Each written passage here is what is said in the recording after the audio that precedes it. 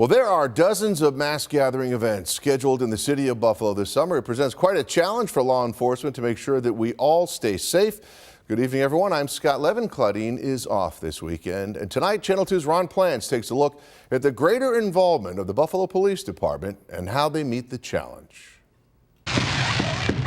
You may or may not have noticed their presence during the marathon. Heavily armed police officers on a building roof overlooking Delaware Avenue.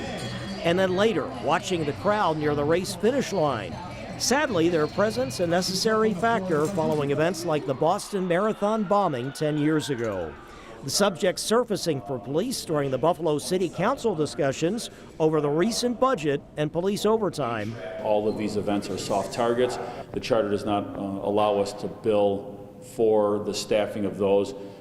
Clearly, we have to provide manpower for these events. Of course, the Erie County Sheriff's Office has provided armed SWAT officers at Bills games for some time, but here in the city, it's also a factor for Buffalo police.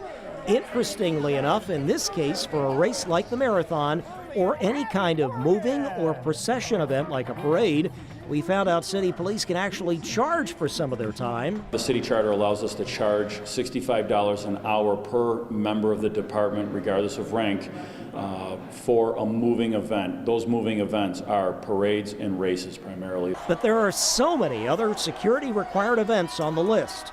The New Year's Eve ball drop, the St. Patrick's Day parade, the upcoming Pride parade, and then Juneteenth on Genesee Street and at MLK Park.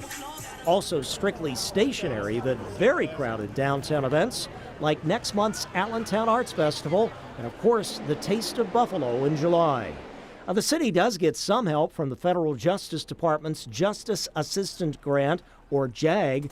Last year, the BPD, along with some suburban police departments, received nearly $270,000 in one of those JAG grants they had to apply to Washington for. There's a lot of large gathering events that does not cover all of the costs, but we apply funding to offset those costs. Now, in the recent budget vote at City Hall, Buffalo City Council cut the police department's overtime funding by about $2 million. It is not clear about the impact on their overall operations. Ron Plants, Channel 2 News.